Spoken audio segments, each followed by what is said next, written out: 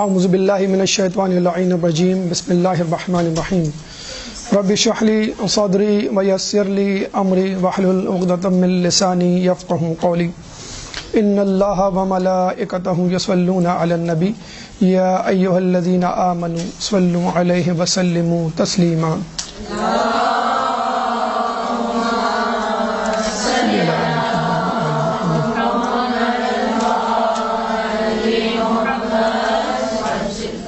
ایام فاطمیہ اپنے اختتام کی طرف رواز الدماء ہیں، لیکن شہزادی کونین فاطمۃ الزہرا سلام اللہ علیہ کے مصائب اور فضائل کا کوئی کنارہ نہیں. کہتے ہیں مولا کائنات حضرت علی ابن ابی طالب سے کسی نے پوچھا کہ آپ کے مصائب زیادہ ہیں یا رسول اللہ کے؟ تو آپ نے کہا میرے. تو پوچھنے والے نے حیرت سے پوچھا وہ کیسے؟ حالانکہ رسول کی حدیث ہے کہ انبیاء میں سب سے زیادہ جس کو مصائب کا سامنا کرنا پڑا وہ میں ہوں. تو مولا کائنات نے کہا کہ رسول اللہ کو اپنے سامنے کافروں سے واسطہ تھا، جبکہ میرے مد مقابل مسلمان آئے. یہ ایک دکھ رہا مولا علی کو کہ میرے مد مقابل آنے والے لوگوں میں میرے ہی اپنے مسلمان بھائی شامل تھے. لیکن ہم یہ سمجھتے ہیں کہ مولا علی اور خود رسول اللہ کے مصائب سے زیادہ بی بی کے مصائب ہیں، کیونکہ مولا علی اور رسول اللہ کو ان کے مصائب کی وجہ سے کبھی مدینہ بدر نہیں کیا گیا. یہاں پر بی بی نے جب اپنے مصائب پر گریہ کرنے کی کوشش کی تو بی بی کو مدینہ بدر کر دیا گیا اور یہ کہا کہ آپ کا گریہ ہمارے لیے مداخلت کا اور نیند میں تداخل کا سبب بنتا ہے. وہ شہزادی کہ جس کے مہر عبادت سے نکلنے والی روشنی مدینے کی گلیوں کو منور کیا کرتی تھی، اس شہزادی کو رات کے اندھیرے میں دفنایا گیا. یوں شہزادی نے اپنے والد گرامی کی سنت کو بھی نبھایا اور اپنے شوہر نامدار کی سنت کو بھی ادا کیا. تو اس طرح کہ رسول اللہ کے جنازے پر فقط چند لوگوں نے نماز پڑھی.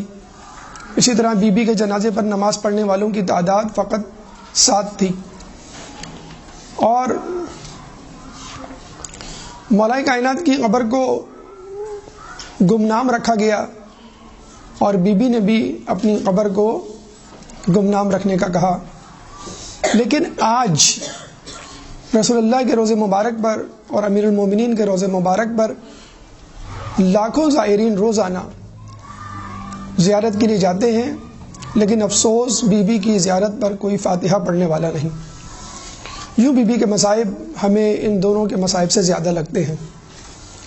بی بی پہ ہونے والے مظالم میں ایک ظلم باغ فدق کا غصب کرنا بھی ہے.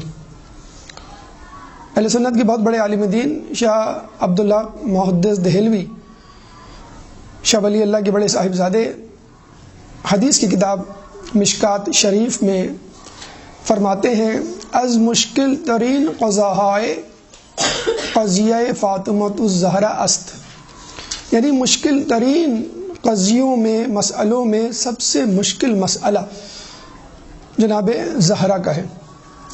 لیکن ہمارے نزدیک یہ مشکل مسئلہ نہیں اگر انسان تعصب کی عینک کو اتار کر دیکھے. اور ویسے بھی ہم جیسے لوگوں کے لیے کوئی مشکل نہیں، کیونکہ ہمارے پاس مشکل کشا موجود ہے. باقی فدق کے حوالے سے مختلف اشکالات، سوالات، اشتباہات کا اظہار کیا جاتا ہے.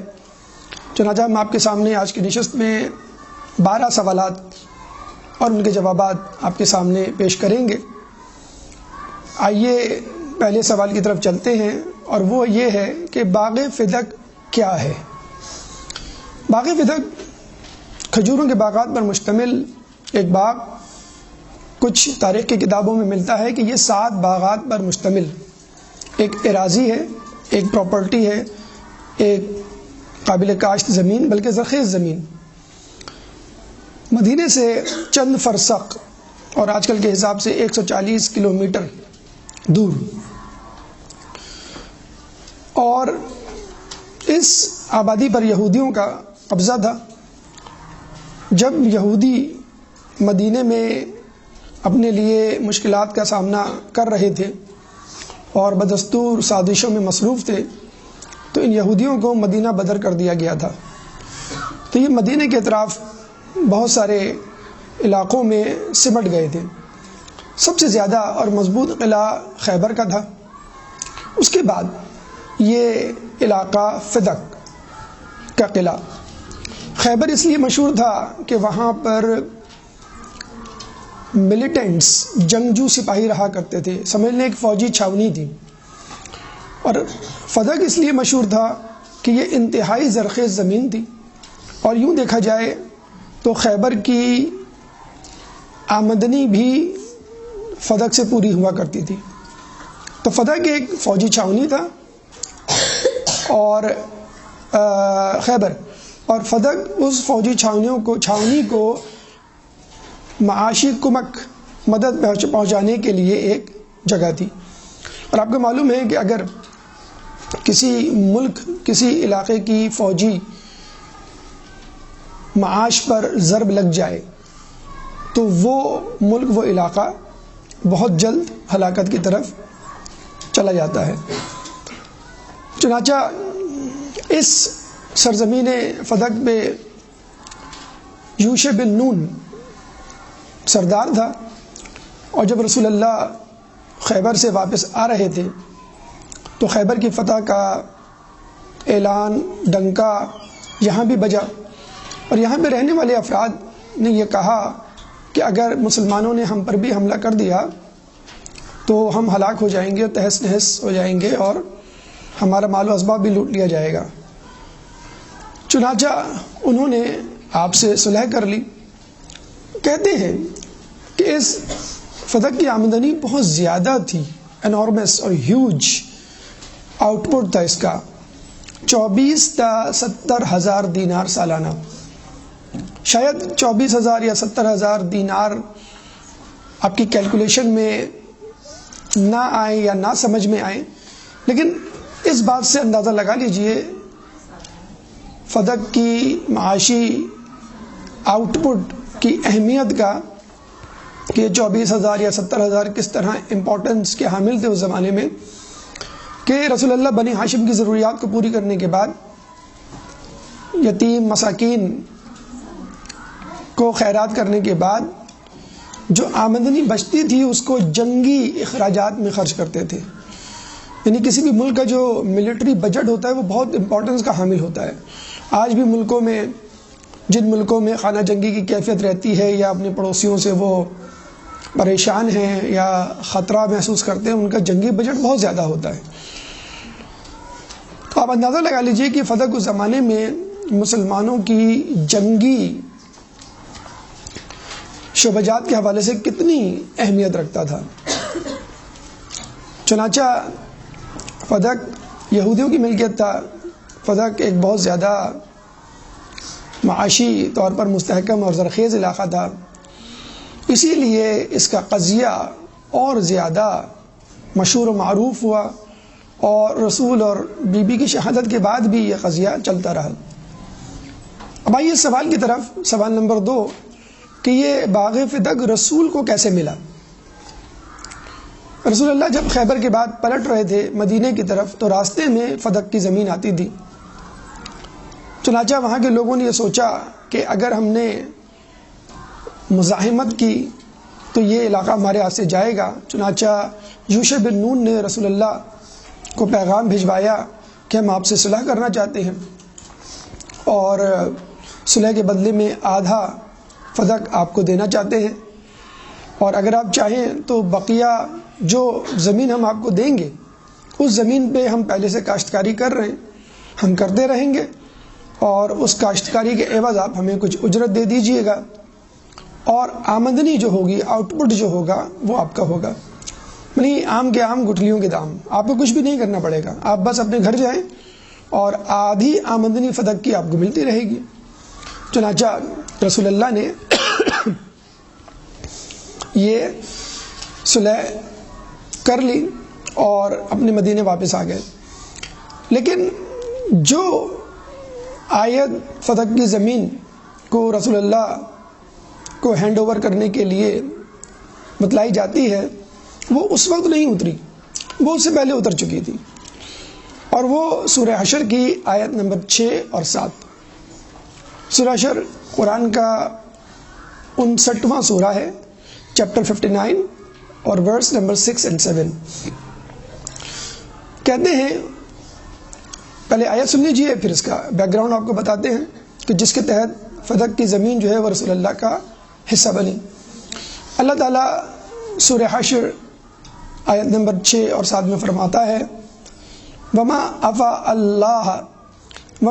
اللہ علی رسولہ منہم فما اوجفتم علیہ من خیل ولا رکاب ولکن اللہ رسولہ علی من یشاء واللہ علی کل شیء قدیر.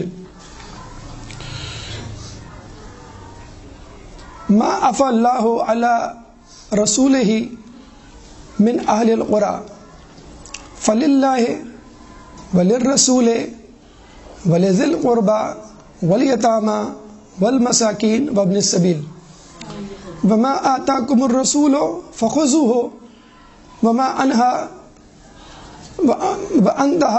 عنہ عنکم.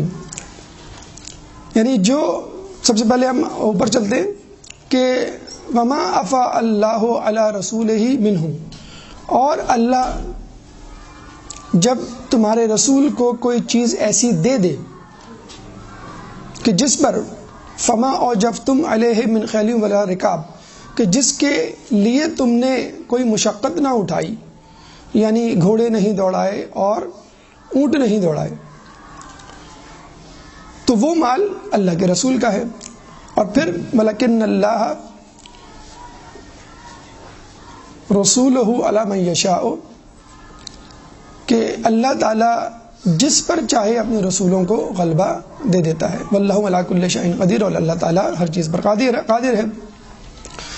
پھر اللہ تعالیٰ فرماتا ہے کہ ما افاء اللہ علی رسولہ من اہل القری، اور جب اللہ تعالیٰ اہل قری میں سے کسی چیز کو، مال کو تمہارے رسول کے حوالے کر دے، فللہ، پس وہ اللہ کا ہے، وللرسول، وہ اللہ کے رسول کا ہے، ولذی القربى، اور وہ ان کے اقربا کا ہے، والیتامى، یتیموں کا ہے، والمساکین، مسکینوں کا ہے، وابن السبیل، اور مسافروں کا ہے. وما آتاکم الرسول فخذوہ، اللہ کے رسول جو تمہیں دے دے اس کو لے لو. وانتہا عنہ عنکم، یعنی جس چیز سے روکے اس سے رک جاؤ. ایک درود پڑھ دے محمد والے محمد.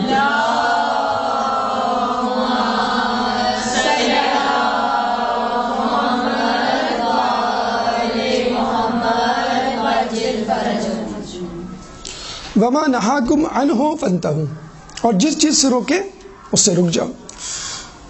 اب اس کا بیک گراؤنڈ سن لیجئے. بنو نذیر یہودیوں کا ایک قبیلہ تھا کہ جس نے مسلمانوں کے خلاف ریشہ دوانیاں کی، اور جنگ احد کے بعد جب مسلمانوں کے حوصلے پست ہوئے، ابو سفیان کے ساتھ کعب بن اشرف جو کہ یہودیوں کا سردار تھا بنو نذیر قبیلے میں، وہ گیا مکے اور حرم میں بیٹھ کر دونوں نے مل کر مسلمانوں کے خلاف ریشہ دوانیوں اور سازشوں کا فیصلہ کیا. 40 افراد ابو سفیان کی طرف سے، 40 افراد کعب بن اشرف کی طرف سے آئے. جب رسول اللہ کو اس سازش کا علم ہوا تو انہوں نے اپنے چندہ صاحب کے ساتھ بنو نذیر کے علاقے کی طرف رخ کیا اور ان سے ملاقات کی تاکہ وہ معلوم کریں کہ ان کا پلان یا منصوبہ کیا ہے. بجائے اس کے کہ بنو قریظہ کوئی بات چیت کرتے، الٹا انہوں نے رسول اللہ کو قتل کرنے کا منصوبہ بنایا اور ایک شخص کو اس عمارت کے اوپر کھڑا کر دیا پتھر پھینکنے کے لیے کہ جس عمارت کے نیچے رسول اللہ استراحت فرما رہے تھے یا ان سے بات کر رہے تھے. رسول اللہ کو اللہ تعالیٰ نے وحی کے ذریعے بتلا دیا. چنانچہ رسول اللہ نے فوراً مدینے کا رخ کیا اور پھر انہوں نے یہ فیصلہ کیا کہ بنو نذیر کو اس کی جو ہے وہ سزا ملنی چاہیے جو وہ کر رہے ہیں، یعنی مسلمانوں کے خلاف سازش بھی کر رہے ہیں اور رسول اللہ کو قتل کرنے کی بھی سازش۔ چنانچہ ایک چھوٹی سی فوج لے کر وہ بنو نجر کے قبیلے کی طرف گئے، علاقے کی طرف۔ جب انہوں نے مسلمانوں کو دیکھا تو ڈر گئے، تو رسول اللہ نے وہاں پہ اعلان کروایا کہ یا تو آپ جنگ کے لیے تیار ہو جائیں یا پھر علاقہ چھوڑ دیں۔ چنانچہ بنو نجر نے وہ علاقہ چھوڑ دیا۔ وہاں پہ سارے باغات، مال، املاک اور جائیداد اور مکان تھے۔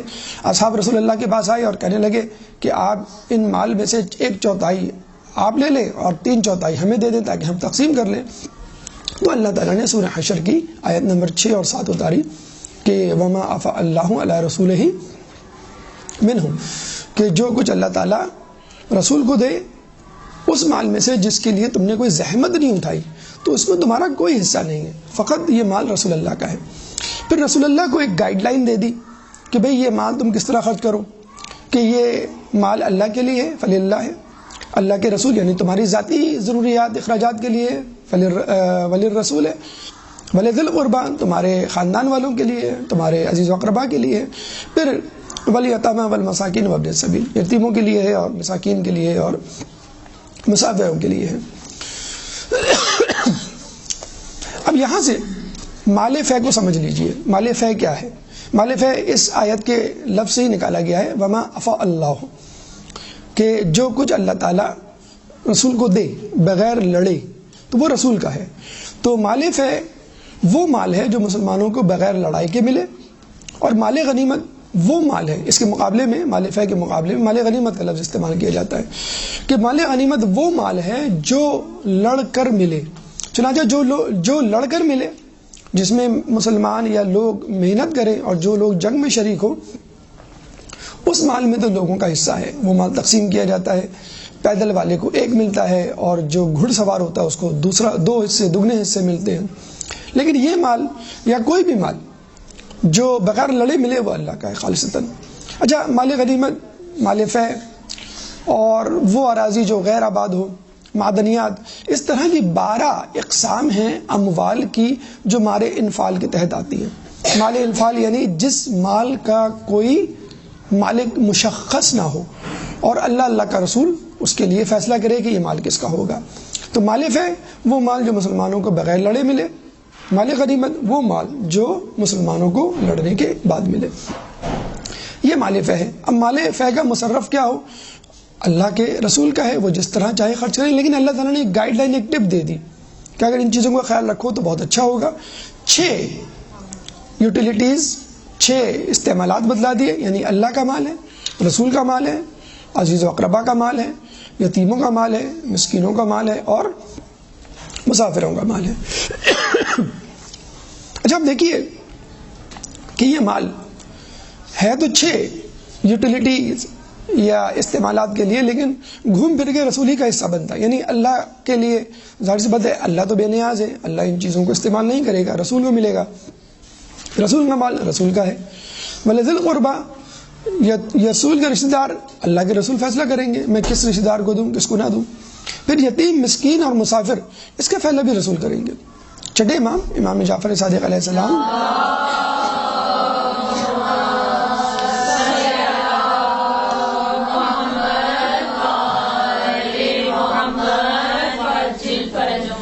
چنانچہ سارا مال رسولی کی ملکیت ہے، وہ فیصلہ کریں گے۔ آپ سے پوچھا کسی نے کہ مال فے میں جو آخری کے 3 حصے ہیں، یعنی یتیم، مساکین اور مسافر، کیا اس میں آپ کا بھی حصہ ہے؟ تو امام نے بہت خوبصورت جواب دیا کہ ہم اللہ کے رسول کا بھی حصہ رکھتے ہیں، ہم ذی القربہ کا بھی حصہ رکھتے ہیں خصوصی طور پہ، اور مسلمانوں کے ساتھ عمومی طور پہ ہم مساکین، یتیم اور مسافروں کا بھی حصہ رکھتے ہیں۔ یعنی بحیثیت مسلمان ہم ان تینوں کیٹیگریز میں اگر شامل ہوئے اہل بیت تو وہ حصہ لے سکتے ہیں ان تینوں کی حیثیت، تین عنوانات کے تحت، ورنہ ہم رسول اور ذی القربہ کے تحت تو اس کے حصے دار ہیں۔ اب یہاں سمجھ لیجئے کہ مال فے جو رسول کو ملے گا یا ملتا تھا وہ کلن رسول کا ہوگا، اس پر رسول اللہ کی ملکیت ہوگی، یعنی مال فے مالکانہ ہے نہ کہ متولیانہ۔ مالکانہ یعنی میں اس کا مالک ہوں، میں جس طرح چاہوں اس کو خرچ کروں. متولیانہ یعنی یہ مال میرے سپرد کیا گیا کہ بھئی آپ اس کی نگرانی کریں اور جہاں خرچ کرنے کا بولا جائے وہیں خرچ کریں. مطلب کسی یتیم کا والی آپ کو بنا دیا جاتا ہے، آپ متولی بن جاتے ہیں اس کے. جب تک وہ بالغ نہیں ہو جاتا آپ اس مال کی حفاظت کرتے ہیں اور صحیح جگہ پہ خرچ کرتے ہیں. جب وہ بالغ ہو جاتا ہے اس کو وہ مال واپس کر دیتے ہیں. مال آپ کا نہیں ہے لیکن آپ کی زیر نگرانی ہے. اسی طرح بیت المال کا مال اس کے بھی آپ متولی ہوتے ہیں. لیکن رسول اللہ یہاں پر مال فے کے متولی نہیں تھے بلکہ مالک تھے. ان کے ہاتھ میں تھا، وہ جس کو چاہیں دیں، جس کو چاہیں نہ دیں، اور اپنی ضرورت میں سے جس ضرورت پر جتنا چاہیں. اللہ نے جو 6 چیزیں بتلائی ہیں، 6 مصرف بتائے ہیں، 6 یوٹیلیٹیز جو بتائی ہیں، وہ ایک گائیڈ لائن ہے کہ اگر آپ چاہیں اس پر آپ خرچ کر سکتے ہیں. تو باغ فتق مال فے کے ضمن میں آتا تھا، جس کے لیے آیت پہلے ہی سے اتر چکی تھی بنی نذیر کے قبیلے کے تحت، اور اللہ کے رسول نے اس مال کو اپنے قبضے میں لے لیا تھا اور کسی نے اس وقت کوئی جرح نہیں کی، کوئی سوال کسی اشتباہ کا اظہار نہیں کیا گیا. کیوں؟ آیت بہت پہلے اتر چکی تھی اور بنو نذیر کے واقعے میں لوگ سمجھ چکے تھے کہ مال فے وہ ہے جو ہم کو بغیر لڑے ملے. چنانچہ یہ مال جو ہے وہ رسول کا ہے، ہمارا نہیں ہے. تیسرا اہم سوال کہ اگر یہ مال فے رسول کا تھا تو بی بی سیدہ کے پاس کیسے آیا؟ کہتے ہیں کہ رسول اللہ اس مال میں تصرف کیا کرتے تھے اس طرح کہ بنی ہاشم کی ضروریات پوری کرتے، اس طرح کہ غریب فقراء اور مساکین اور جو بھی حاجت مند ہیں ان کو دیا کرتے تھے. اس کے بعد جو مال بچ جاتا تھا، جو آمدنی بچ جاتی تھی، اس کو وہ فوجی اخراجات میں خرچ کرتے تھے. یعنی یہ سمجھ لیں مسلمانوں کا جو ملٹری بجٹ تھا وہ اس باغ فتق سے فل ہوتا تھا، اس سے جو ہے وہ کمپنسیٹ ہوتا تھا. ایک بہت اہم جسے کہتے ہیں کہ وہ علاقہ تھا کہ اللہ نے سورہ بنی اسرائیل کی آیت نمبر 26 اتاری. سورہ بنی اسرائیل قرآن کا 17واں سورہ ہے، چیپٹر 17 ورس نمبر 26. وہ کیا آیت تھی؟ وَآتِ ذَا الْقُرْبَى حَقَّهُ، اے رسول اپنے رشتہ داروں کو ان کا حق دے دو. جب یہ آیت اتری تو رسول اللہ، دیکھیں ایک بہت سمپل سی بات ہے، بہت آسان سی جو ہے وہ کیلکولیشن ہے اور فیصلہ ہے کہ کون سا مال اور کس کو دو. لیکن رسول اللہ نے جسے کہتے ہیں کہ توقف کیا اور جبرائیل سے واضح طور پر پوچھا کہ کون سا مال اور کس کو دوں. تو جبرائیل نے کہا باغ فتق اپنی بیٹی فاطمہ الزہرا کو دے. ازواج مطہرات کا نام نہیں لیا، چچا عباس، حضرت عباس جو اس وقت موجود تھے ان کا نہیں نام لیا، اور دیگر عزیز قرائب کا نام نہیں لیا. کن کا نام لیا؟ جناب فاطمہ الزہرا. اب یہاں پہ ایک سوال اٹھتا ہے کہ رسول اللہ نے یہ مال بی بی کو کیوں دیا، یا یوں سمجھ لیجئے اللہ تعالیٰ نے رسول کو کیوں کہا کہ یہ مال بی بی کو دے دو. حالانکہ ہمیں بہت سارے ایسے واقعات ملتے ہیں کہ جس میں ہمیں معلوم چلتا ہے کہ رسول اللہ نے باغ فتق تو بہت دور کی بات، ایک چھوٹی سی چیز بھی اہل بیت کے لیے جس سے دنیاویت یا دنیا کی محبت چھل کے رکھنا گوارا نہیں کی. جناب زہرا اپنے دروازے پہ ایک رنگین نیا پردہ لٹکا لیتی ہیں تو رسول اللہ پہ یوں سمجھ لیجئے کہ ایک بہت بڑا پہاڑ ٹوٹ پڑتا ہے. وہاں کے سامنے سے گزرتے ہیں دروازے سے تو کہتے ہیں کہ اہل بیت کو دنیا سے کیا کام. اور جب جناب زہرا کو پتہ چلتا ہے تو وہ فوراً وہ پردہ ہٹا لیتی ہیں. ایک دفعہ موتی کا ہار پہنی ہوئی تھی جناب زہرا، انہوں نے خوشی کا اظہار نہیں کیا. ایک دفعہ جناب حسنین چاندی کے کڑے پہنے ہوئے تھے، رسول اللہ نے کسی خوشی کا اظہار نہیں کیا. بی بی سمجھ گئی. بیٹی اگر اپنے باپ کے تیور کو نہ سمجھے تو کون سمجھے. چنانچہ بی بی نے نہ صرف یہ کہ پردہ اتار کے دے دیا بلکہ اپنے گلے کا گلوبند بھی دے دیا اور حسنین کے کڑے بھی دے دی. بلکہ یہ بھی ہمیں روایت ملتا ہے کہ جب وہ معراج پر گئے تھے تو ایک موتیوں کا خوبصورت سا محل تھا، اس میں ایک تخت تھا، تخت کے 4 پائے تھے لیکن ایک پایا غائب تھا. تو رسول نے پوچھا یہ تخت اور یہ محل کس کا ہے؟ تو بتایا گیا فاطمہ الزہرا آپ کی بیٹی کا ہے. تو ہم نے کہا اس میں ایک پایا غائب ہے، تو بتایا گیا کہ یہ اس گلوبند کے عوض ہے جو انہوں نے پہنا ہوا ہے. تو اہل بیت کو دنیا سے کیا کام؟ جناب حسین کے کڑے نہیں، آپ کا گلوبند نہیں، دروازے پہ نیا پردہ تک نہیں، تو ایسے میں رسول کو کیا پڑی تھی کہ نعوذ باللہ من ذالک لگ رہا ہے کہ وہ اہل بیت کو دنیا کی دعوت دے رہے ہیں. پہلی بات تو یہ کہ وما ینطق عن الہوی ان ہوا الا وحی یوحی، کہ رسول اپنی زبان سے کچھ نکالتے ہی نہیں، کہتے ہی نہیں، سوائے اس کے جو ان کو وحی کی جائے. تو جو رسول اذن الہی کے بغیر نہ بولے تو وہ اذن الہی کے بغیر اپنا ہاتھ کیسے ہلا سکتا ہے, کوئی کام کیسے کر سکتا ہے. چنانچہ وآت ذی القربى حقہ, سورہ بنی اسرائیل آیت نمبر 26 اتری تو رسول اللہ نے یہ مال جناب سیدہ کو دیا. اور اس بارے میں بہت ساری روایات ہیں. ایک روایت ابو سعید خدری کی ہے, کشف الغطاء ہماری کتاب میں موجود ہے, اور اہل تسنن میں یہ حدیث جو ہے کنز العمال اور در منصور, تفسیر در منصور جلال الدین سیوطی کی, اس میں موجود ہے. عطیہ نامی صحابی جابر بن عبداللہ انصاری کے غالباً غلام, ان سے مروی آیت کشف الغطاء میں موجود ہے. اس کے علاوہ مولا علی سے بھی یہ روایت مروی ہے کہ جب یہ آیت اتری تو رسول اللہ نے باغ فتح جناب زہرا کو دیا. یہ روایت بھی کشف الغطاء میں اور اہل تسنن کی کتاب تفسیر در منصور میں موجود ہے. چنانچہ اچھا ایک آیت سورہ روم میں بھی موجود ہے, وہ ہے فآت ذی القربى حقہ. اس کا بھی یہی ترجمہ ہے, بس حق اپنے قرابت داروں کو ان کا حق دے دو. سورہ روم آیت نمبر 38, چیپٹر 30, 30واں سورہ ہے, چیپٹر 30 ورس نمبر 38. لیکن وہ عمومی معنی رکھتی ہے, لیکن خاص طور پہ آیت جس کا شان نزول باغ فتح کو دے دینا ہے وہ ہے سورہ بنی اسرائیل کی آیت نمبر 26. چنانچہ اللہ کے رسول نے جب یہ آیت اتری سورہ بنی اسرائیل آیت نمبر 26 تو یہ جناب سیدہ کو دے دیا. یہ ہے وہ منطق, یہ ہے وہ سبب کہ جس کے تحت ہم کہتے ہیں کہ باغ فتح جو ہے وہ جناب زہرا کا حق تھا, اور قرآن کی اس آیت کے تحت یہ حق بنتا ہے. اس کے بعد عقلی طور پہ اگر آپ دیکھیں تو اپنے طور پر بھی آپ فیصلہ کر سکتے ہیں کہ رسول کے پاس ایک اہم چیز موجود ہے, معاشی طور پہ ایک ذرائع آمدنی ہے. اگر رسول اللہ دینا چاہیں گے تو کس کو دیں گے؟ ہمارے خیال میں تو جناب خدیجہ اگر زندہ ہوتی سلام اللہ علیہ, ایک درود پڑھ دیں محمد علیہ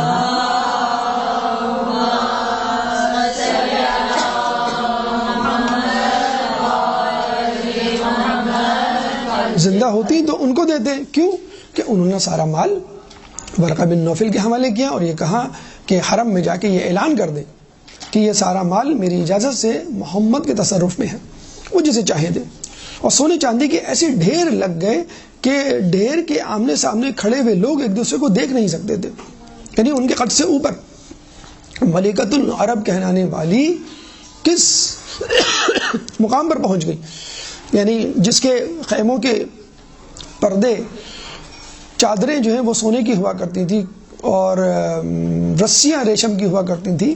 ملکۃ العرب وہ شہید ہوتی ہے, اس کا انتقال ہوتا ہے شعب ابی طالب کی زہریلی جڑی بوٹی کھانے سے. تو سب سے پہلے بی بی خدیجہ کو دینا چاہیے کیونکہ اب وہ موجود نہیں تو ان کی اولاد کو. تو رسول اللہ نے عقل کا استعمال کرتے ہوئے, ایک عام آدمی عقل کے طور پہ اگر یہ آیت نہ بھی اتری ہوتی تو رسول اللہ بی بی سیدہ کو دے دیتے. هل جزاء الاحسان الا الاحسان, سورہ روم آیت نمبر 38. سورہ روم قرآن کا 30واں سورہ ہے, چیپٹر 30 ورس نمبر 38 میں اللہ تعالیٰ فرماتا ہے هل جزاء الاحسان الا الاحسان. تو احسان کا بدلہ احسان کے سوا کیا ہو سکتا ہے؟ بی بی خدیجہ کا احسان, مالی احسان جس کی وجہ سے اسلام پھلا پھولا, اس احسان کو پلٹانے کے لیے رسول اللہ نے یہ باغ فتح آپ کی غیر موجودگی میں یعنی آپ کے انتقال کے بعد آپ کی بیٹی جناب زہرا جو ان کی وارث ہیں, جو رسول اللہ کی وارث ہیں, ان کو دیا. تیسری وجہ باغ فتح کو دینے کی, اگر یہ آیت نہ بھی اتری ہوتی اور عقلی طور پہ اگر ہم اس فیصلہ نہ بھی کرتے تو اس وقت کے حالات یہ بتلا رہے تھے کہ رسول اللہ کو یہ فدق جو ہے وہ اس طرح استعمال کرنا چاہیے آنے والے دنوں میں کہ مسلمانوں کی حکومت مستحکم ہو. اور رسول اللہ نے جب علی کی جانشینی کا اعلان کیا اس کے بعد جو لوگوں میں ایک بے چینی پھیلی, وہ سمجھ گئے کہ علی کی خلافت کے لیے ہو سکتا ہے جنگ ہو سکتا ہے نزاع کھڑا ہو, تو علی کے پاس فاطمہ کے پاس ایک ایسا ذرائع آمدنی ہونا چاہیے کہ جس کی وجہ سے وہ لوگوں کی مدد کر سکے. یہ ایک تیسرا اس کا سبب تھا. لیکن بہرحال جو نص ہے وہ یہ ہے کہ قرآن کی آیت 26 اور سورہ بنی اسرائیل کہ جس کے نازل ہونے کے بعد رسول اللہ نے یہ باغ فتح جو ہے جناب سیدہ کے حوالے کر دیا. اب آئیے اس طرف پانچواں سوال کہ باغ فدق اگر جناب زہرا کے پاس تھا تو حاکم وقت کے پاس کیسے چلا گیا؟ چوتھا سوال کہ باغ فدق رسول اللہ کی شہادت کے بعد اچانک حاکم وقت کے پاس کیسے چلا گیا؟ اس کا جواب ہے حسد۔ دیکھیے، لوگوں کو یعنی خواتین کو حسد تھا جناب خدیجہ سے، کس بات پر کہ تم نے بنی ہاشم کے ایک یتیم کو اپنے لیے بحیثیت شوہر کیوں منتخب کیا؟ اور جب انہوں نے اپنا مال بھی رسول اللہ کو دے دیا اور وہ مال خیرات ہو گیا تو لوگوں میں اور جسے کہتے ہیں کہ غصہ پھیل گیا۔ اور آپ کو یاد ہوگا جناب زہرا کی ولادت کے وقت خواتین نے آپ کی زچگی میں مدد کرنے کے لیے انکار کر دیا تھا، اور جب وہ فاطمہ کو دیکھ رہی تھی کہ اب ان کے پاس مال پلٹ کے آ رہا ہے تو کچھ تو اس وجہ سے ناراض اور کچھ جناب زہرا کے فضائل کی وجہ سے ان سے حسد کیا کرتی تھی۔ جب دیکھا کہ بھی جناب زہرا کو آخرت تو مل گئی تھی، اب دنیا بھی ملنے جا رہی ہے، تو لوگوں میں ایک حسد کی جسے کہتے ہیں کہ لہر پیدا ہوئی۔ تیسرا حسد خود جناب زہرا کے شوہر نامدار حضرت علی سے تھا۔ کس طرح کہ علی کے بارے میں کہا جاتا ہے کہ وہ واحد شخص تھے کہ جن کے ہاتھ سے مکے میں موجود کوئی نہ کوئی گھرانہ، خصوصی طور پہ مکے میں موجود کوئی نہ کوئی گھرانہ اس کی زد میں نہ آ چکا ہو۔ کوئی قبیلہ، کوئی خاندان ایسا نہیں تھا کہ جس کا کوئی نہ کوئی فرد علی کے ہاتھوں مارا گیا ہو۔ پھر علی کی بہادری کے چرچے، علی کی کامیابی کے ڈنکے، پھر علی کا علم، پھر علی کی جانشینی کا اعلان اور خلافت کا اعلان، یہ سب ایسے عوامل تھے کہ لوگوں کی ایک کثیر تعداد علی کے حسد میں مبتلا ہو گئی۔ اور اس حسد کا تذکرہ خود ابن کثیر نے اپنی تاریخ ابن کثیر میں اس کا تذکرہ کیا ہے کہ لوگوں کی ایک کثیر تعداد علی سے حسد کیا کرتی تھی، اور اس کی وجہ یہی تھی کہ کثیر تعداد میں ایسے گھرانے، ایسے خاندان موجود تھے کہ جن کے لوگوں کو علی نے اپنی تلوار سے قتل کیا تھا۔ تو یہ وہ حسد تھا کہ لوگوں نے یہ دیکھا کہ اب بنی ہاشم، خصوصی طور پہ علی اور ان کے خاندان والوں کا غلبہ ہونے جا رہا ہے، تو جو لوگ علی سے حسد کرتے تھے انہوں نے جو ہے دباؤ ڈالا حکومت وقت پہ کہ آپ یہ باغ اپنے قبضے میں لے لیں تاکہ معاشی نسبندی کی جا سکے، معاشی طور پہ بنی ہاشم کے لوگوں کو مفلس و قلاش کیا جا سکے تاکہ وہ لوگوں پر غلبہ نہ حاصل کر سکیں اور کسی بھی وقت کسی بھی طور پہ لوگوں کو جمع کر کے بغاوت نہ کر سکے۔ یہ وہ موڑ تھا کہ جہاں پر حالات نے پلٹا کھایا اور یکایک مسلمانوں میں ایک جھگڑا کھڑا ہوا، اور وہ جھگڑا تھا باغ فتق کا۔ اب آئیے سوال نمبر 5 کی طرف کہ بی بی نے باغ فتق کے لیے احتجاج کیوں کیا؟ ایک درود پڑھ دیں محمد والے محمد۔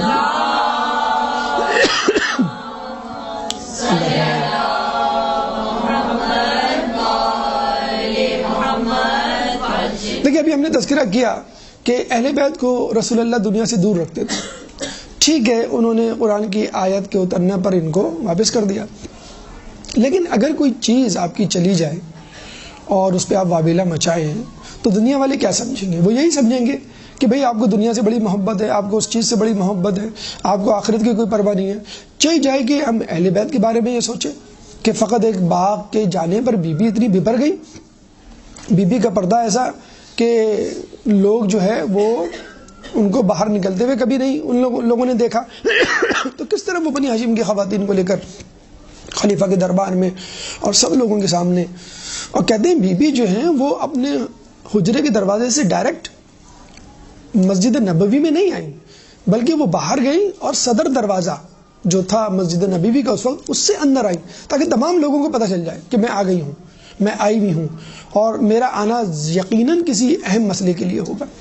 تو بی بی نے اتنا زیادہ اس کو سیریس کیوں لیا؟ اگر کوئی چیز چلی بھی گئی تھی تو جنت کی عورتوں کی سردار ہیں، آپ کے بیٹے جنت کے مردوں کے سردار ہیں، اس میں کیا ایسی پریشانی؟ اگر کوئی چیز آپ کے بابا نے تو وہ چھوٹا سا پردہ نہیں برداشت کیا، گلوبت نہیں برداشت کیا، اور آپ جو ہیں وہ دنیا میں ملوث ہونے جا رہی ہیں اور باغ کے چنجانے پہ آپ جو ہیں وہ پریشان ہو رہی ہیں۔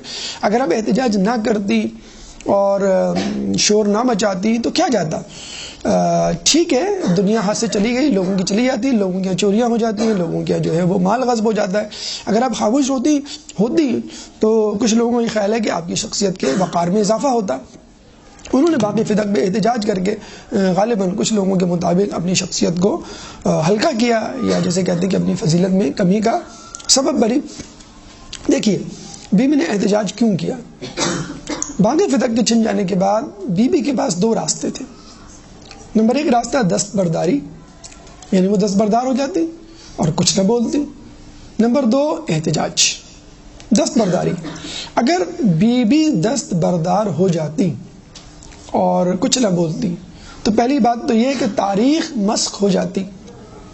اس وقت تمام تر شواہد سامنے ہیں، بی بی کا احتجاج سامنے ہے، بی بی کا خطبہ فدق کتابوں میں موجود ہے، بی بی کی ناراضگی اہل تسنن اور دیگر افراد کی کتابوں میں موجود ہے۔ اس کے باوجود کہا یہ جاتا ہے کہ یہ قضیہ فدق کوئی قضیہ نہیں تھا، باقی فدق غضب نہیں ہوا تھا، باقی فدق آپ کی پراپرٹی ہی نہیں تھی، باقی فدق میں احتجاج جو ہے وہ غلط ہوا تھا، نعوذ باللہ من ذالک۔ تو اگر بی بی احتجاج نہ کرتی تو کیا ہوتا؟ پھر تو لوگ تسلیم ہی نہیں کرتے باقی فدق نام کی کوئی چیز ہے۔ چنانچہ بی بی نے تاریخ کو مسخ ہونے سے بچانے کے لیے یہ احتجاج کیا کہ ریکارڈ پہ یہ بات آ جائے کہ باقی فدق میرا تھا اور باقی فدق کو غصب کیا گیا۔ نمبر دو، دستبرداری اگر ہوتی اور بی بی دستبردار ہو جاتی تو قیامت تک کے لیے مظلوم کبھی ظالم کے سامنے نہ بولتا، اور یہی کہا جاتا ہے کہ بھئی دیکھو بی بی ظالم کے سامنے خاموش رہی، بی بی نے جو ہے اپنے حق کو چھن جانے کے بعد نہیں مانگا، بی بی جو ہے وہ خاموش رہی، تو تم کیوں واویلا مچا رہے ہو؟ قیامت تک کوئی بھی مظلوم ظالم کے سامنے نہ آتا اور نہ ہی کوئی مظلوم سے اس کے ظلم کو دور کرتا، اور نہ ہی کوئی ظالم کے خلاف تلوار اٹھاتا۔ جیسے عیسائی مذہب میں ہے کہ ایک گال پہ کوئی مارے تو آپ دوسرا گال پیش کر دیں۔ تو یہ ریکارڈ کو صحیح کرنے کے لیے نمبر ایک۔ نمبر دو، مظلوم کی ہمت بڑھانے کے لیے کہ دیکھو میں بھی گئی تھی اپنا حق مانگنے، تم بھی جا سکتے ہو۔ اب دیکھیے بی بی کی طرف جو دوسرا راستہ تھا اور جس کو بی بی نے اختیار کیا، یعنی احتجاج کا راستہ، بی بی کے احتجاج کے راستے کو اپنانے کی وجہ سے کیا فائدہ ہوا؟ پہلے تو یہی دو فائدے جو نہ کرنے پر ہاتھ سے نکل جاتے، یعنی بی بی نے جو ہے وہ تاریخ کو مسخ ہونے سے بچایا اور تاریخ پر یہ بات آ گئی کہ باقی فدق آپ کا تھا جو غضب کیا گیا۔ نمبر دو، بی بی نے مظلوم کی ہمت بڑھائی۔ نمبر تین، آپ اگر دیکھیں غور کریں تو بی بی باغ فدق کے بہانے مسلمانوں کو ان کی گمراہی، مسلمانوں کو ان کی بے وفائی اور اسلام کے دشمنوں کو بے نقاب کرنے گئی تھی۔ باقی فدق سے ہی ہمیں معلوم ہوا کہ بی بی کس سے ناراض ہوئی، باقی فدق سے ہمیں معلوم ہوا بی بی نے کن لوگوں کو اپنے جنازے میں آنے سے منع کیا، باقی فدق سے ہم کو معلوم ہوا کہ بی بی نے جو ہے وہ وقت آخر جو ہے لوگوں سے منہ موڑ لیا۔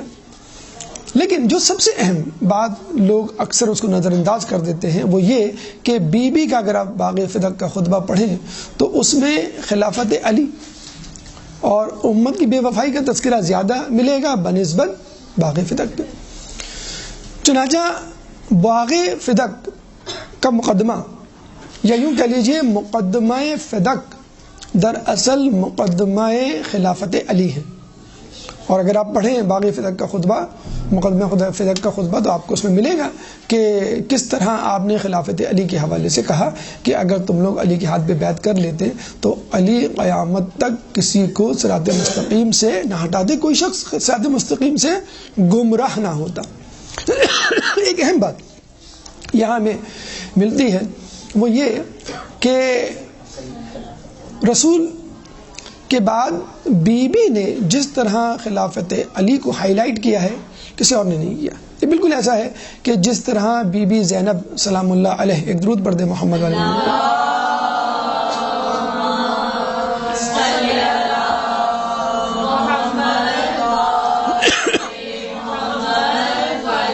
یعنی بی بی زینب نے کربلا کے میدان میں جو کام انجام دیا وہی کام بی بی سیدہ نے مدینے کی گلی میں انجام دیا۔ جس طرح بی بی زینب کی وجہ سے امام مظلوم امام حسین پر ہونے والے مظالم لوگوں پہ آشکار ہوئے، اسی طرح بی بی سیدہ کے احتجاج کی وجہ سے علی پہ ہونے والا ظلم منکشف ہوا۔ علامہ مینی اپنی کتاب اسلام کی مثالی خاتون میں بڑا اچھا جملہ کہتے ہیں کہ عورتوں کو اپنی گفتگو کی عادت کو پازیٹیولی یوز کرنا چاہیے، جو عورتوں پہ الزام ہوتا ہے عورتیں بہت بولتی ہیں، تو عورتوں کو چاہیے عمل بالمعروف و نہی عن المنکر کا فریضہ اپنا لے. جس طرح بی بی زینب نے احتجاج کیا امام مظلوم کے لیے، اپنے بھائی کے لیے، جس طرح بی بی سیدہ نے احتجاج کیا اپنے شوہروں کے لیے. تو عورت کو اگر تلوار اٹھانے کی اجازت نہیں یا اس کے لیے جہاد واجب نہیں تو زبان ہلانے پہ تو کوئی پابندی نہیں. جب بی بی سیدہ زبان ہلا سکتی ہیں، احتجاج کر سکتی ہیں، جناب زینب زبان ہلا سکتی ہیں، احتجاج کر سکتی ہیں، وہ بھی حاکم وقت کے دربار میں. اگر آج بی بی فتح کے لیے احتجاج نہ کرتی ہیں تو جناب زینب کے اندر وہ ہمت نہ پیدا ہوتی کہ وہ یزید کے دربار میں جا کر کربلا کے واقعے پر احتجاج کرتی.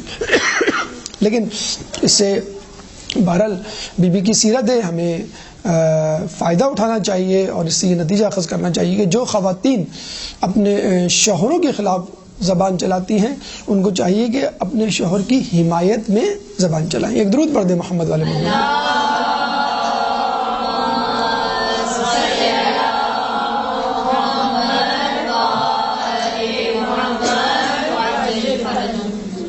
اب آئیے چھٹے سوال کی طرف کہ علی نے باغ فتح پر احتجاج کیوں نہیں کیا. چلیں بی بی کو نہیں کرنا چاہیے تھا، کر لیا اور ہم نے اس کا جواب بھی دے دیا. تو علی تو ان سے زیادہ بہادر تھے، علی مرد تھے، علی فاتح خیبر تھے، وہ کیوں نہیں آئے احتجاج کرنے کے لیے؟ پہلی بات تو یہ اس کا جواب کہ باغ فتح جناب سیدہ کا تھا، علی کا نہیں تھا. تو مقدمہ لڑنے کے لیے بھی بی بی سیدہ کو آنا چاہیے. ٹھیک ہے ان کی سپورٹ میں ان کے گواہ کے طور پہ آ گئے، لیکن جو مدعی ہے جسے کہتے ہیں نا کہ ایف آئی آر کٹوانے دو، بی بی آئیں گی. نمبر 2، اگر علی آ جاتے تو علی پہ یہ الزام لگ جاتا کہ آپ فتح کے بہانے خلافت مانگنے آئے. چنانچہ علی مقدمہ فتح کے لیے اس کو جسے کہتے ہیں رجسٹرڈ کرنے کے لیے ہاں گواہ کے طور پہ ہو گئے. دوسری بات ہے کہ علی نے احتجاج نہ کیا لیکن اعتراض کیا، اور وہی ان کا احتجاج تھا کہ جب وہ خلیفہ سے ملے، حاکم وقت سے یہ کہا کہ تم نے بی بی سے گواہان کیوں مانگے. ابھی ہم تفصیل بتائیں گے کہ اس مقدمے کی جو کارروائی تھی ان کیمرہ تو نہیں تھی، اوپن تھی، تو کیا کیا ہوا. تو گواہان مانگے گئے تھے، آپ کو معلوم ہے. تو علی نے کہا کہ تم نے فاطمہ سے گواہان کیوں مانگے. انہوں نے کہا کہ بھائی انہوں نے دعویٰ کیا تھا کہ باغ فتح میرا ہے، تو میں نے کہا ٹھیک ہے اگر آپ کا ہے تو آپ جو ہے وہ گواہان پیش کریں، اس لیے میں نے گواہ مانگے تاکہ ثابت کریں اپنے آپ کو. تو علی نے کہا کہ کیا تم ہمارا فیصلہ عام مسلمانوں کے فیصلے سے مختلف کرتے ہو. انہوں نے کہا کہ کیسے. چلیے دیکھو، اگر کسی شخص کے پاس کوئی مال ہو اور میں اس کی ملکیت کا دعویٰ کروں اور ہم دونوں میں جھگڑا ہو اور ہم دونوں یہ جھگڑا، یہ نزاع، یہ قضیہ لے کر تمہاری عدالت میں آئیں، تو مجھے بتاؤ تم گواہان کس سے مانگو گے، مجھ سے یا اس شخص سے. تو خلیفہ نے کہا کہ میں آپ سے گواہ مانگوں گا کیونکہ آپ نے دعویٰ کیا ہے اور وہ مال اس شخص کی ملکیت میں ہے. جس شخص کی ملکیت میں مال ہوتا ہے اس سے گواہ نہیں مانگے جاتے، جو دعویٰ کرتا ہے اس سے گواہ مانگے جاتے ہیں. تو مولا نے کہا تو پھر یہ بتاؤ کہ باغ فتح کس کی ملکیت میں تھا پہلے. انہوں نے کہا کہ جناب سیدہ کی ملکیت میں تھا. کہیں گے پھر گواہان فاطمہ کو پیش کرنے چاہیے یا تم کو پیش کرنے چاہیے. اس پہ وہ خاموش ہو گئے. کتنا خوبصورت، کتنا مدلل جسے جواب کہ دیکھیں آپ کو میں بلکہ ایک نئی جہت سے یہ بات سمجھا دوں اور آپ شاید اس سے واقف بھی ہوں گے. لا میں، قانون میں، پراپرٹی کے لا میں ایک لفظ استعمال کیا جاتا ہے اسٹے آرڈر. اب پاکستان میں، کراچی میں خصوصی طور پہ پراپرٹی کے جھگڑے بہت زیادہ ہیں. ہوتا کیا ہے، اگر کوئی شخص کسی مکان میں رہتا ہے، ایک دوسرا شخص آ کے کہتا ہے یہ مکان میرا ہے، تو وہ کہتا ہے کہ بھائی تمہارا کیسے، اگر تم چاہو تو کیس کر دو، تو وہ کیس کر دیتا ہے. یا جو بھی جو ہے شخص جب کیس عدالت میں جاتا ہے تو عدالت کیا کہتی ہے، کیا فوراً اس شخص کو نکال دیتی ہے مال سے، مکان سے؟ نہیں. کیا کہتی ہے کہ جب تک اس فیصلے کا، اس مقدمے کا فیصلہ نہیں ہو جاتا آپ اس مکان میں رہیں گے. جب فیصلہ ہو جائے گا تو اگر آپ کے حق میں ہوا تو you will continue to stay use your property, اور آپ کے حق میں نہیں ہوا تو پھر آپ کو چھوڑنا پڑے گا. تو ہونا یہ چاہیے تھا کہ باغ فتح بی بی کے قبضے میں تھا، ان کے تصرف میں تھا. چنانچہ ان کے تصرف میں رکھتے ہوئے مقدمے کو دائر کیا جاتا، ان پہ الزام لگایا جاتا، گواہان پیش کیے جاتے، اور جب ثابت ہو جاتا تو پھر ان سے جو ہے وہ باغ فدق چھینا جاتا۔ جب بی بی دربار میں گئی ہیں، مسجد نبی میں گئی ہیں، لوگوں کے سامنے جب قضیہ پیش کیا ہے تو پہلا جملہ کیا کہا کہ تم نے ہمارے کارکنوں کو، کام کرنے والوں کو، مزدوروں کو، ملازمین کو ہمارے باغ فدق سے کیوں نکالا؟ یعنی وہ قبضہ کر چکے تھے اور پھر مقدمہ سٹارٹ ہو رہا ہے۔ اصولاً تو پہلے مقدمہ ہونا چاہیے اور پھر وہ چیز جو ہے وہ قبضے میں، بلکہ نعوذ باللہ اگر بی بی کا حق نہیں تھا اور بی بی نے قبضہ کیا ہوا تھا ناجائز تو بی بی کو نعوذ باللہ سزا دینی چاہیے تھی۔ یہ سب کچھ تو نہ ہوا۔ تو اسٹے آرڈر ایک اہم ٹرمینالوجی جو لا کی فیلڈ میں استعمال ہوتی ہے، آج کل کے سینیریو کو، آج کل کے قوانین کو ہم مد نظر رکھیں تو بات بالکل واضح ہو جاتی ہے کہ یہ جو ہے قضیہ اور اس کا فیصلہ بعد میں ہوا اور باغ فدق پہ لوگوں نے پہلے قبضہ کیا۔ تو یہ 6 سوال یہاں تک اپنے اختتام کو پہنچے۔ اب باقیہ سوالات کے باغ فدق، مقدمہ فدق کی کارروائی کیا تھی، پھر 8واں سوال کہ اس کا فیصلہ کیا ہوا، پھر بی بی کا رد عمل، پھر خلفاء کا، حاکم وقت کا رد عمل، تاریخ کا فیصلہ اور بی بی کا فیصلہ یا بی بی کی وصیت، یہ تمام کچھ ایک چھوٹے سے وقفے کے بعد ایک درود پڑھ دیں محمد علیہ محمد۔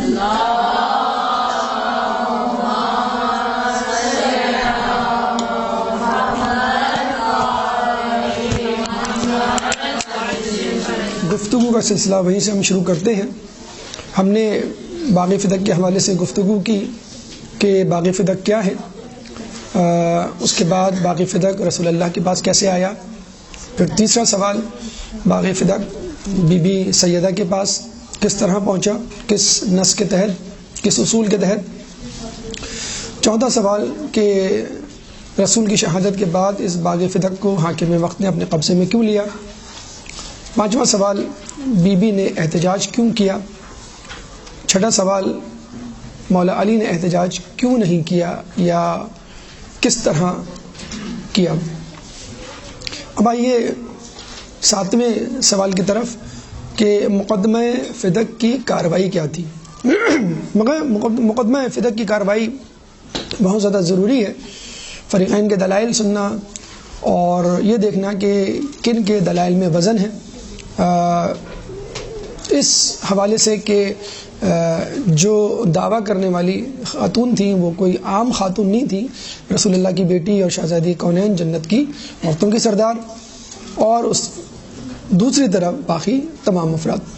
چنانچہ بی بی سیدہ کو جب پتہ چلتا ہے کہ میرے باغ فدق میں کام کرنے والے لوگوں کو وہاں سے نکال دیا گیا ہے تو وہ خلیفہ کے دربار میں یعنی مسجد نبوی میں آتی ہیں، اور یہ بھی کہا جاتا ہے کہ وہ مرکزی دروازے سے داخل ہوتی ہیں تاکہ لوگوں کو پتہ چل جائے کہ کوئی اہم بات ہونے جا رہی ہے اور زیادہ سے زیادہ لوگوں کو جو ہے وہ معلوم ہو تاکہ مقدمے کی کارروائی اور یہ قضیہ لوگوں پر واضح طور پر آشکار ہو سکے۔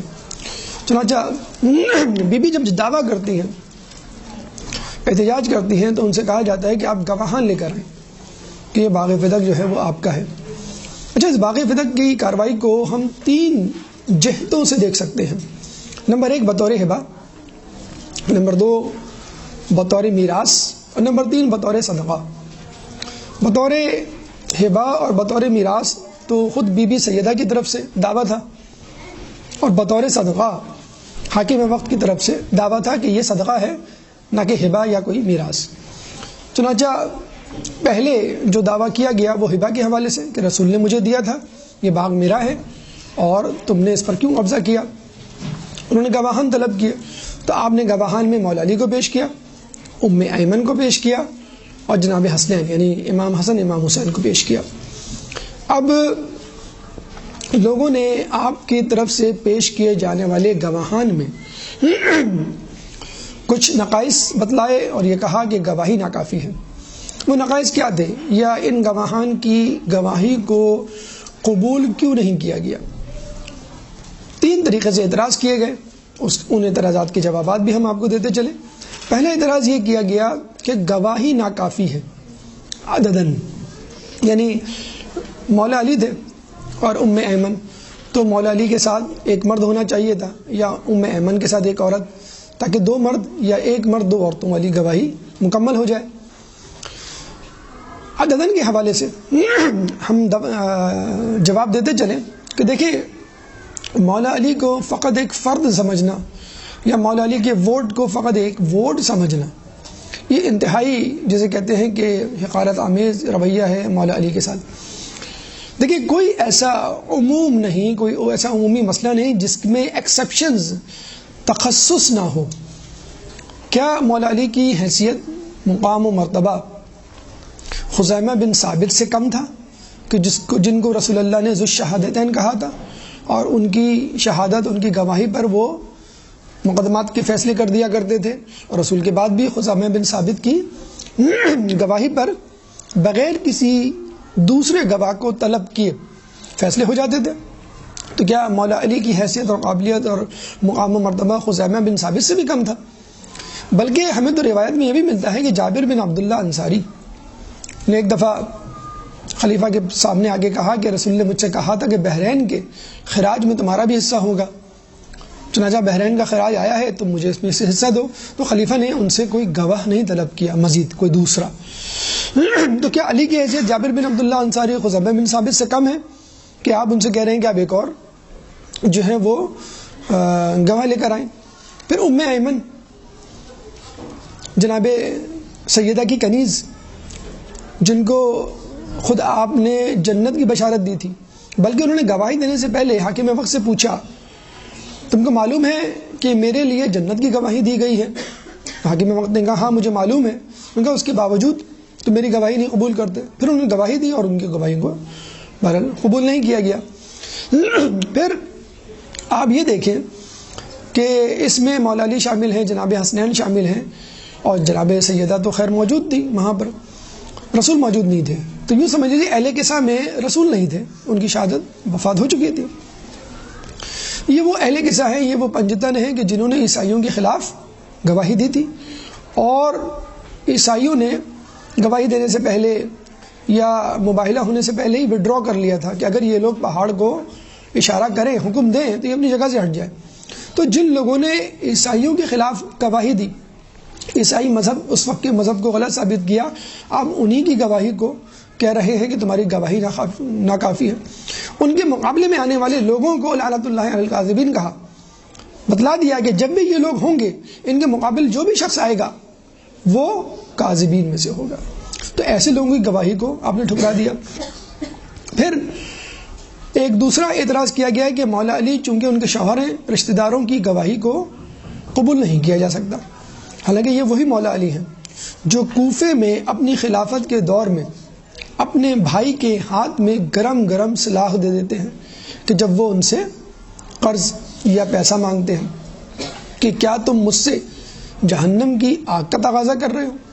تو جو شخص تصرف اور حاکمیت اختیار رکھنے کے باوجود اپنے رشتہ داروں کو، اپنے سگے بھائی کو نہ نوازے، عقیل ابن ابی طالب کو، تو یہ کیسے ممکن ہے کہ وہ اپنی بیوی کی شہادت کے لیے کوئی جھوٹی بات کرے؟ تیسرا اعتراض جناب حسنین پہ کیا گیا، یہ صغیر سن ہے، یعنی چھوٹے ہیں، کم عمر، ان کی گواہی کو قبول نہیں کیا جائے گا۔ حالانکہ ایک دفعہ مولا علی جب اپنی زرہ کے سلسلے میں بطور گواہ امام حسن کو لے کے جاتے ہیں اور قاضی ان کی گواہی کو قبول نہیں کرتا، تو مولا کہتے ہیں کہ کیا جنتی کی گواہی بھی ناقابل قبول ہے؟ جنتی کیا ہوتے؟ جنت کے مردوں کے سردار، تو ان کی بھی گواہی قابل قبول نہیں۔ اور پھر یہ کہنا کہ حسن و حسین صغیر سن ہے، تو خود مولانا شبلی الفاروق نامی کتاب میں جو خلیفہ دوم کی سیرت کے حوالے سے لکھی گئی ہے، صفحہ نمبر 361 میں فرماتے ہیں کہ عبداللہ ابن عباس کی کم عمری کے باوجود خلیفہ دوم ان کو اپنی مجلس میں بٹھایا کرتے تھے، ان سے مشورے لیا کرتے تھے، اور ان کی باتوں کو سن کر اس پہ عمل کیا کرتے تھے اور اس کی تصدیق کیا کرتے تھے، یعنی کم عمری کی وجہ سے ان کو ٹھکراتے نہیں تھے۔ اور یہاں پر آپ جناب حسنین کو صغیر سن کہہ کے ان کی گواہی کو رد کر رہے ہیں۔ کیا جناب حسنین کا رتبہ عبداللہ بن عباس سے بھی کم ہے؟ تو عدد کے اعتبار سے، رشتہ داری کے حوالے سے، یا صغیر سنی کے حوالے سے، کم عمری کی وجہ سے آپ نے جن لوگوں کی گواہی کو جھٹلایا ہے، ان لوگوں کا قد کاٹ، ان لوگوں کا مقام و مرتبہ آپ کو مد نظر رکھنا چاہیے. اور یہ بات بھی مد نظر رکھنی چاہیے کہ ہر کیس میں، ہر مسئلے میں ایک استثناء ہوتا ہے جو ہمیشہ سے استعمال ہوا ہے، اور رسول اللہ نے بھی اس کو استعمال کیا، اور خود رسول اللہ کے بعد مسلمانوں نے بھی استعمال کیا. بہرحال جب بی بی نے یہ دیکھا کہ بطور ہبہ یہ مجھے باغ فدق نہیں دے رہے اور میرا حق تسلیم نہیں کر رہے، تو بی بی نے کہا کہ بطور میراث ہی مجھے دے دو. یعنی اگر رسول نے اپنی زندگی میں مجھے یہ باغ ہبہ نہیں کیا، فرض کر لیں، تو ٹھیک ہے، ان کے مرنے کے بعد باپ کی میراث ان کی بیٹی کو، ان کی اولاد کو ملتی ہے، اور ان کی اولاد میں، رسول کی اولاد میں فقط جناب سیدہ تھی. تم بطور میراث مجھے دے دو. اب اس مقدمے نے ایک دوسرا رخ اختیار کر لیا. پہلے تو آپ بطور ہبہ اس کیس کو لڑنے آئی تھیں، اب اسٹیپ ڈاؤن کر کے انہوں نے کہا کہ جب یہ بطور ہبہ نہیں بات مان رہے تو ٹھیک ہے، بطور میراث میں ان سے اپنی بات منوا لیتی ہوں. تو انہوں نے کہا کہ تم مجھے بطور میراث دے دو. تو اس میں ایک حدیث سنائی گئی جس کا بڑا چرچا ہے، حدیث لا نورث. اب وہ حدیث کیا ہے؟ نحن معاشر الانبیاء لا نورث ما ترکناہ صدقہ، کہ ہم انبیاء کوئی میراث نہیں چھوڑتے، کوئی ترکہ نہیں چھوڑتے، اور جو کچھ ہم چھوڑتے ہیں وہ صدقہ ہوتی ہے. جب بی بی نے یہ سنا تو بی بی نے کہا کہ کیا تم کتاب اللہ کے خلاف فیصلہ دیتے ہو؟ کیا کتاب اللہ میں یہ لکھا ہوا ہے کہ تم تو اپنے باپ کی میراث پاؤ اور میں اپنے باپ کی میراث نہ پاؤں؟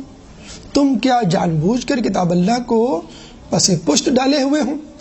اور پھر انہوں نے سورہ نمل کی آیت نمبر 16 پڑھی. سورہ نمل قرآن کا 27واں سورہ ہے، چیپٹر 27 ورس نمبر 16. ووارث سلیمان داؤد، اور سلیمان داؤد علیہ السلام کے وارث بنے. جب آپ نے یہ حدیث سنائی تو خلیفہ وقت ایک روایت کے مطابق، اور یہ روایت جو ہے وہ تاریخ طبری اہل تسنن کی بہت مشہور کتاب اور سب سے پہلے لکھی جانے والی کتاب، مستند ترین کتاب، جلد دویم صفحہ نمبر 93 میں درج ہے کہ خلیفہ وقت روتے ہوئے ممبر سے اترے اور ایک تحریر لکھ دی کہ یہ باغ فدق آپ کا ہے. اور ایک روایت میں یہ بھی ملتا ہے کہ نہیں، انہوں نے اپنے دعوے کو، یعنی اپنی حدیث کو دوبارہ دہرایا کہ نحن معاشر الانبیاء لا نورث ما ترکناہ صدقہ، کہ ہم انبیاء، گروہ انبیاء کوئی میراث نہیں چھوڑتے، ہم جو کچھ چھوڑتے ہیں وہ صدقہ ہوتی ہے. اچھا، یہ واضح رہے یہاں بھی جو میراث ہے جس کے بارے میں کہا گیا ہے کہ جو کچھ ہم چھوڑتے ہیں صدقہ ہوتی ہے، یا کوئی میراث نہیں ہوتی، اور کچھ لوگ کہتے ہیں کہ میراث علمی ہوتی ہے اور مالی نہیں ہوتی. پیغمبروں کی اگر مالی ہوتی بھی ہے تو دوسروں کے لیے ہوتی ہے، وہ عوام اس کے وارثوں کے لیے نہیں ہوتی. تو یہ یاد رکھ لیجئے، تفسیر کشاف اور تفسیر بیضاوی دونوں اہل سنت کی کتابیں ہیں کہ جس میں یہ واضح طور پہ درج ہے اس آیت کی تفسیر کے ضمن میں کہ سلیمان علیہ السلام نے اپنے باپ حضرت داؤد علیہ السلام سے 10,000 گھوڑے بطور میراث پائے. یہاں بھی یہ بات ثابت ہو گئی کہ یہاں بھی جو میراث ہے وہ مالی میراث کی بات ہو رہی ہے، علمی بات نہیں ہو رہی، علمی حوالے سے. چنانچہ بی بی نے جب یہ آیت پڑھی، انہوں نے دوبارہ اسی بات کو دہرایا کہ ہم گروہ انبیاء کوئی میراث نہیں چھوڑتے، ہم جو کچھ چھوڑتے ہیں وہ صدقہ ہوتی ہے. اب بی بی نے سورہ مریم کی آیت نمبر 5 اور 6 کی تلاوت کی. سورہ مریم قرآن کا 19واں سورہ ہے، چیپٹر 19 ورس نمبر 5 اور 6، جس میں زکریا علیہ السلام اللہ تعالیٰ سے دعا کر رہے ہیں اولاد کی. زکریا علیہ السلام فرماتے ہیں انی خفت الموالی من ورائی وکانت امرأتی عاقرہ فہب لی من لدنک ولیہ یرثنی ویرث من آل یعقوب. کیا فرماتے ہیں جناب زکریا فرماتے ہیں انی خفت الموالیہ من ورائی، اے اللہ میں اپنے پیچھے اپنے خاندان والوں سے ڈرتا ہوں. کس صورت میں؟ اس صورت میں کہ وکانت امراتی عاقرہ، اور ایسے میں میری بیوی بانجھ ہے، یعنی اس کی کوئی اولاد نہیں ہے. اور پھر اللہ تعالیٰ سے دعا کرتے ہیں فہب لی من لدن کا ولیہ، اے اللہ مجھے اپنی طرف